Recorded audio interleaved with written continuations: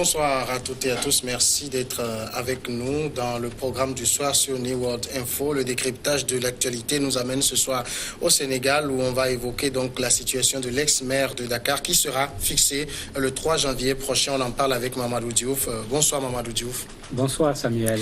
La Cour suprême du Sénégal a mis en délibéré au 3 janvier sa décision sur le pouvoir en cassation introduit par l'ex-maire de Dakar, Khalifa Sall, contre sa condamnation à 5 ans de prison pour escroquerie, à 2 mois de la présidentielle à laquelle Khalifa Sall est candidat, en prison depuis près de 2 ans. Khalifa Sall est farouche opposant au président Macky Sall, reste éligible tant que ces recours ne sont pas épuisés devant les juridictions sénégalaises. D'abord, est-ce qu'il faut attendre quelque chose de nouveau, Mamadou Diouf, le 3 janvier prochain? En principe, non.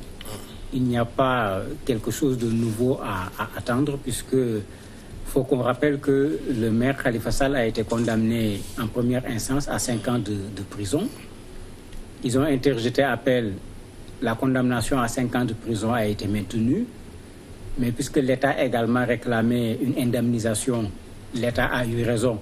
On a demandé au maire de rembourser à peu près 1,8 milliard de francs, ce qui veut dire que la condamnation n'a pas été réduite, mais on y a ajouté ce 1,8 milliard qu'il va payer avec les co-accusés, de sorte que dès que cette condamnation est venue en appel, il y avait eu un gros débat au Sénégal où les gens disaient que c'était terminé parce que quand on va aller au niveau de la Cour suprême, la Cour suprême ne va pas refaire le jugement.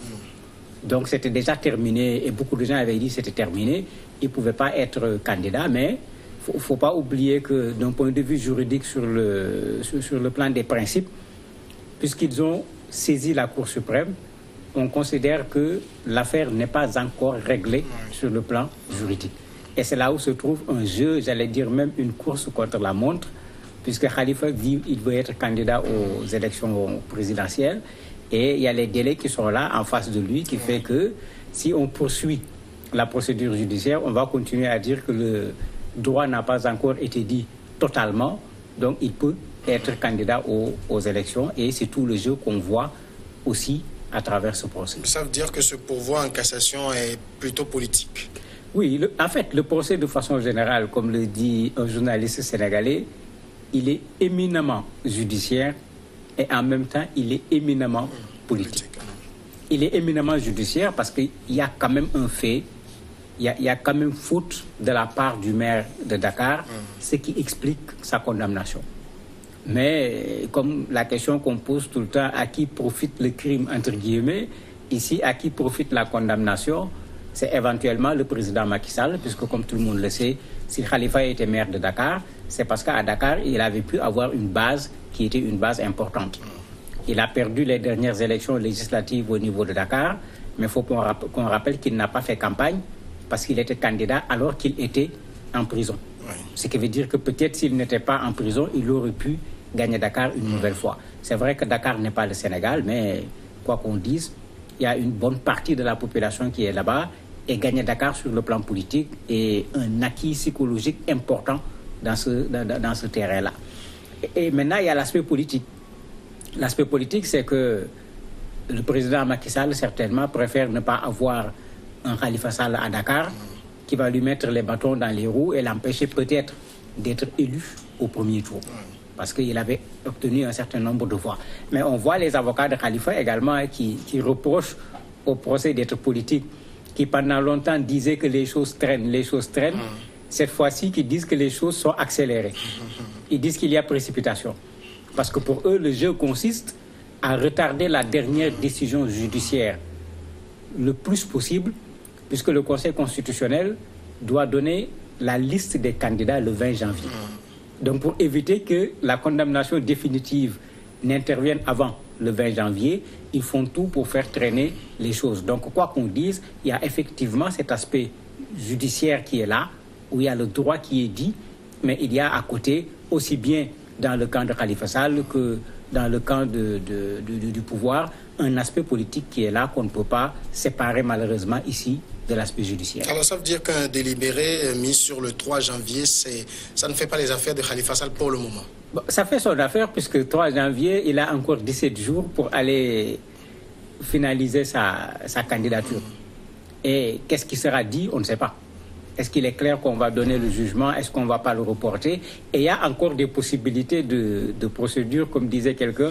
Pourquoi on perd autant de temps dans ce procès, comme si c'était la seule chose à faire au Sénégal, alors qu'il y a d'autres Sénégalais dans les prisons depuis des années, chez qui la procédure n'a même pas commencé. Mais vous voyez un peu le jeu. Pendant longtemps, on reproche aux gens de traîner les pieds. Ceux à qui on reprochait de traîner les pieds accélèrent le pas. On leur reproche de faire de la précipitation. En fait, il y a un énorme jeu qui se joue ici par rapport à cette date du 20 janvier, qui est la date à laquelle le Conseil constitutionnel va valider les candidatures qui ont été déposées, parmi lesquelles la candidature de l'ex-maire Khalifa Sall. Quels sont aujourd'hui les arguments de la défense de Khalifa Sall dans ce pourvoi? En fait, eux, ils maintiennent deux choses. Ils disent que le procès est politique.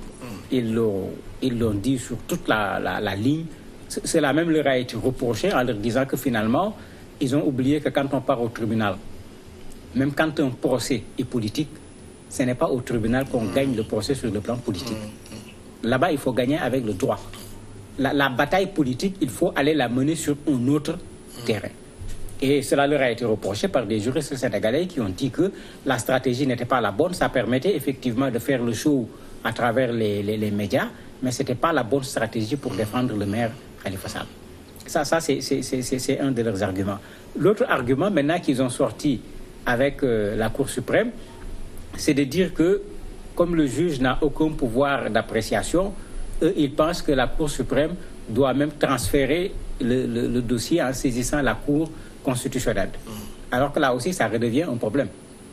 Le rôle de la Cour suprême, ce n'est pas de dire si Khalifa Sall peut être candidat ou pas. Ce rôle est dévolu à la Cour constitutionnelle. Maintenant, si la Cour suprême confirme ce qui a été fait jusqu'à présent, c'est le résultat de la Cour suprême que la Cour constitutionnelle va utiliser pour dire on va invalider ou on ne va pas invalider la candidature du maire Khalifa Sall. Donc, vraiment, les choses sont normalement claires, mais comme chacun accuse l'autre, mais quand on regarde bien, ce qu'on accuse l'autre, on est en train de faire effectivement la même chose, parce que pour les avocats de Khalifa Sall également, il y a ce calcul pour que la candidature de Khalifa Sall puisse être validée au 20 janvier. Alors pourquoi Khalifa Sall tient tant à sa candidature en cette année? Il a encore de l'avenir politiquement. Bon, il a de l'avenir politiquement, ce n'est pas évident, parce que son erreur lui a quand même coûté cher. Khalifa était quelqu'un de connu comme, on le dit, un individu blanc, un individu propre. Il a fait les jeunesses socialistes, il a été ministre dans les gouvernements du président Abdou Diouf et autres. On se pose parfois jusqu'à présent la question comment il est tombé dans ce piège-là. Puisque à la limite, on peut l'appeler comme tel. Et on l'a vu garder cet honneur, si je peux l'appeler ainsi. On ne l'a jamais vu dire durant tout le procès, je n'ai pas fait. Il a toujours dit, c'est une chose qui se faisait depuis. Lui, il n'a fait que continuer ce qui se faisait depuis. Pourquoi lui et pas les autres? Ce qui veut dire qu'il n'a pas dit lui-même, ce n'est pas moi. Maintenant, ça pose un problème. Est-ce que quelqu'un qu'on a pu prendre sur une faute de gestion, moralement, doit pouvoir être candidat pour les élections présidentielles? Parce que certaines couches de la société sénégalaise posent ce problème en disant que ça suffit. On ne peut pas avoir à chaque fois des candidats qui ont déjà traîné des casseroles et qui reviennent pour être candidats pour la présidence de la République. Et ça a été un coup par rapport à lui, parce que certains qui sont des mécontents du régime avaient pensé l'utiliser en se mettant de son côté pour pouvoir exprimer à travers les urnes leur mécontentement par rapport au régime du président Macky Sall. De sorte que même lui, il a tardivement avoué qu'il va être candidat. C'est plutôt ses partisans qui pendant longtemps disaient qu'il va être candidat. Et aujourd'hui, il y a un flou qui est là. Il le sera, il ne le sera pas. Qu'est-ce qui arrange le clan du président de la République, qu'il soit candidat ou qu'il ne soit pas candidat? Parce que là-bas aussi, ce n'est pas évident. Les Sénégalais n'aiment pas l'injustice. Si les Sénégalais considèrent le refus de la candidature de Khalifa Sall comme de l'injustice, si Khalifa fait reporter ses voix sur un candidat, il pourra faire peut-être plus mal que s'il était candidat, parce que des gens vont suivre, parce que de façon générale, les Sénégalais aiment supporter celui qu'on considère un peu comme le faible dans un combat inégal. Mais on a l'impression aujourd'hui, quand on suit quand même les médias sénégalais, que cette affaire ne passionne plus véritablement. Oui, ça ne passionne plus parce que après qu'ils aient interjeté appel, quand les juristes se sont retrouvés autour des tables, bon, tous les juristes avaient dit c'est fini. Il reste le jeu juridique. Mais la Cour suprême ne peut pas refaire le procès. C'est la Cour d'appel qui devait peut-être le faire, diminuer la peine pour que ça n'atteigne pas les 5 ans qui entraînait l'éligibilité de façon automatique. La Cour d'appel n'a pas touché aux 5 ans, mais la Cour d'appel a ajouté une condamnation en termes de dédommagement. Donc, dès l'époque, les gens avaient dit aux gens, quelles que soient les procédures qu'on va faire, il n'y a plus rien à faire sur le plan judiciaire. Khalifa ne pourra pas être candidat. D'ailleurs, c'est à la même période que le président de la République, par décret, avait dit que Khalifa n'était plus maire. Oui. On lui a retiré son statut de maire de la ville, de conseiller municipal, etc. Cette décision également avait soulevé plein de discussions. Quand les juristes ont été interpellés, ils ont dit, bon, dans le fond, il n'y a rien à dire, parce qu'on est allé en appel et ils n'ont rien obtenu. Dans la forme, le président aurait pu attendre que tout soit fini avant de prendre une telle décision. Mais ici, on est dans la forme.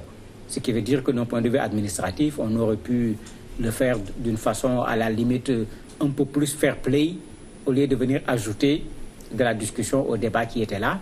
Et ça explique qu'aujourd'hui, il y a moins d'enjeux, parce que l'enjeu, c'était il sera candidat ou il ne sera pas candidat. Ce n'était pas seulement le procès en tant que tel. Mamadou Diouf, merci d'avoir répondu à nos questions. C'est moi qui vous remercie.